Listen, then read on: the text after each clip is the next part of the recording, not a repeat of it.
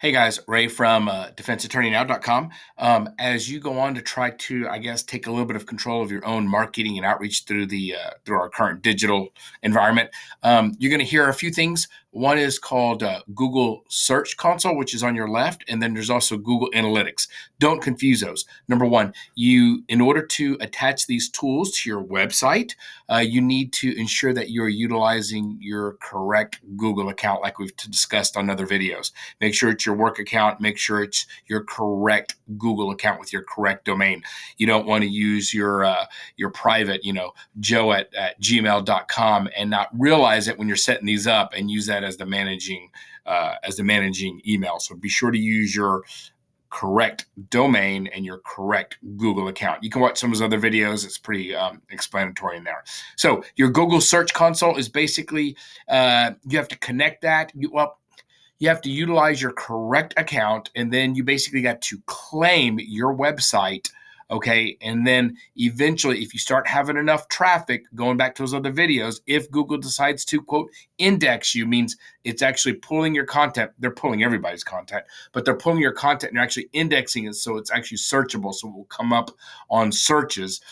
It will show you basically the keywords, the terms, the phrases that it's using for people that are locating your website.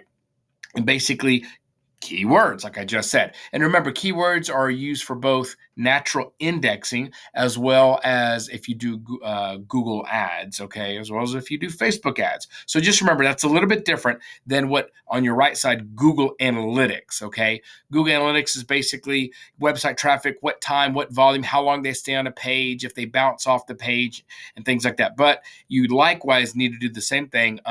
You're not really claiming it. You're just using that same account and you are connecting your analytics to your website. Okay, be sure once again to utilize the correct Google account, not your personal account. And remember, Google Analytics is going through some major changes here in the next several months. So if you're going to use that, you might want to just wait a little while, okay, because they're going through some major changes out there. And they might even be changing the whole Google Analytics. They might even be changing the name out there. And they're basically going to grandfather Google Analytics here. Okay.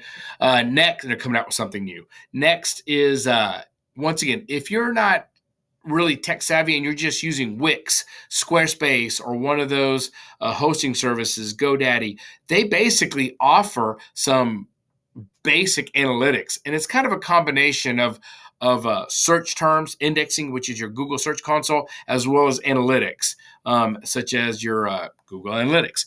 And it might not be in as much detail, but for our purposes, it might work to a degree. And there's no reason to go through the heartache and the tech cost of setting all those up, such as below, which is Squarespace.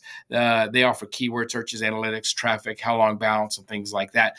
And many of the others, Wix, Weebly do likewise also. So once again, some digital marketing services might try to sell you those two services, and they do have some legitimate value, but it might not really be necessary if you are being hosted and you can just save money and just use the data that's provided by your hosting service.